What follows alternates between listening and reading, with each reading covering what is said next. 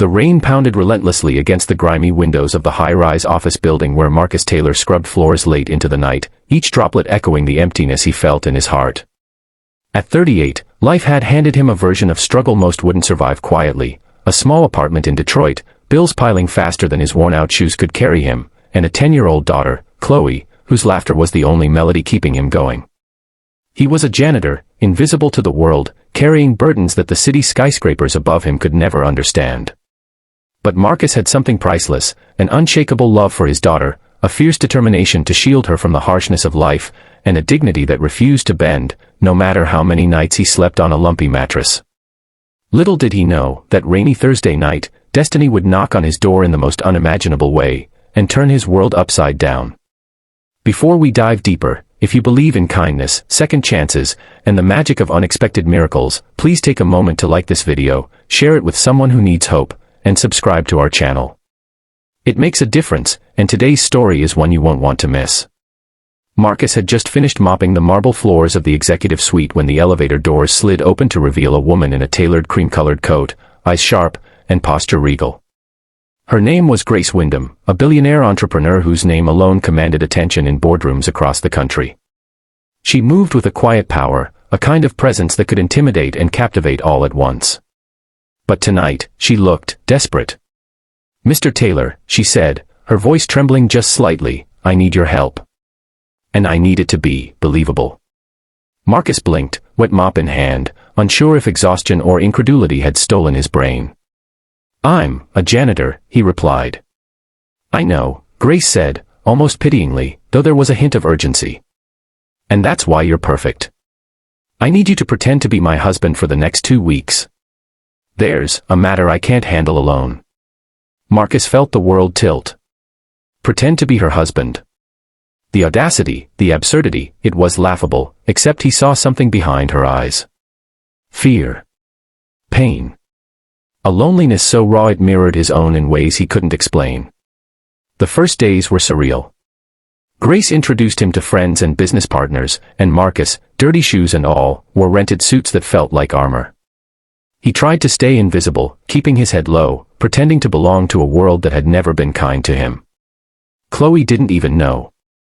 He didn't want her to see her father swallowed by something beyond his reach. Yet, with every dinner, every staged smile, Marcus began noticing things. Grace's laugh was rare, but when it came, it was genuine, vulnerable. Her carefully curated life of perfection hid cracks that only someone who had known real struggle could perceive. In turn, she noticed Marcus, too. The way he quietly endured, the way he observed, the small kindnesses he offered without expecting anything.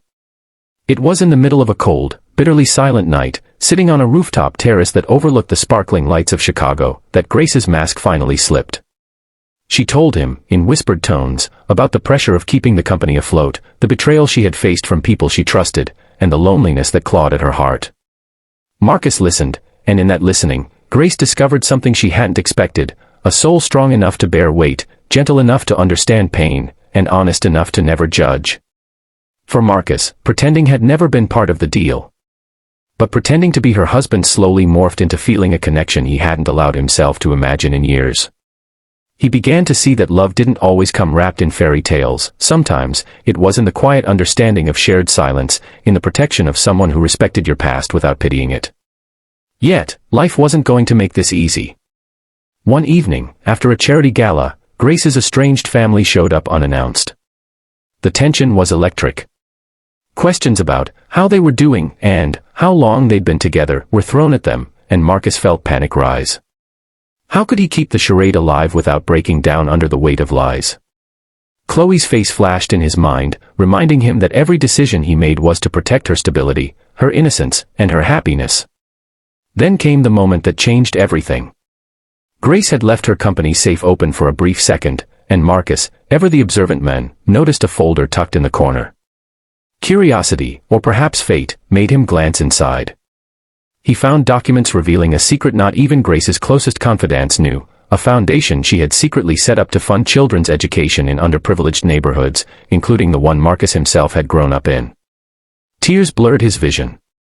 Grace wasn't just a billionaire, she was someone who quietly chose to help, to give, to make the world a better place. The discovery shifted something unspoken between them.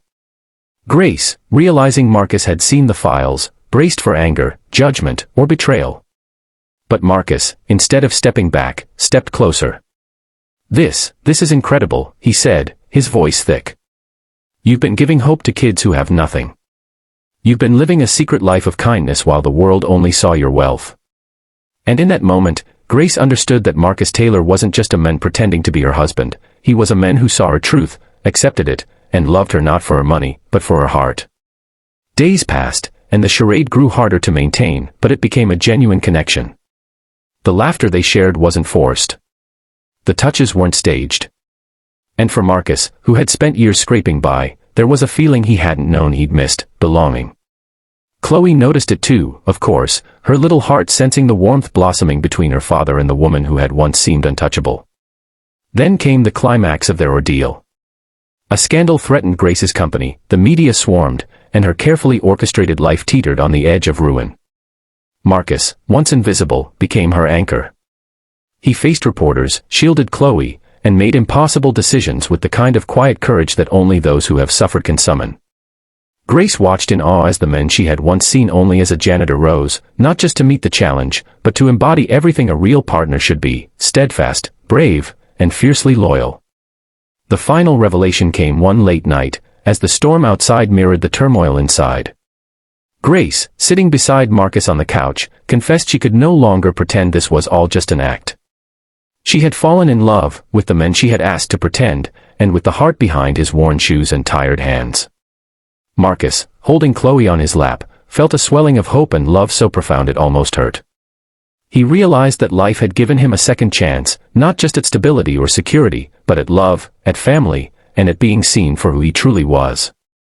Weeks later, in a quiet park, Chloe ran ahead, her laughter echoing across the water. Marcus watched Grace approach, her hand gently touching his arm. No words were needed. Their eyes met, and in that gaze was an understanding deeper than any vow they had pretended to share. Sometimes, life demanded a lie to uncover the truth. Sometimes, a janitor in a tired suit could teach a billionaire the meaning of real love. As they walked toward each other, Marcus felt an unfamiliar but beautiful sense of peace. He had faced the world, fought to protect his daughter, and in the process, discovered that love, real, honest, enduring love, could come when you least expected it. And for the first time in years, he allowed himself to believe that miracles were possible, that second chances were not just a storybook fantasy, but a reality he could hold in his hands. Before we end, if this story touched your heart even a little, please comment below, like, share, and subscribe. Let the world know that kindness, courage, and second chances still matter. And if you're feeling brave, leave a note sharing a moment when someone's unexpected kindness changed your life. You never know who might need to hear it today.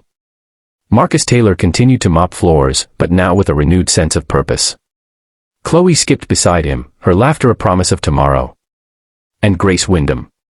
She finally allowed herself to live, not just in the shadow of her wealth, but in the warmth of a love that had been patiently waiting all along.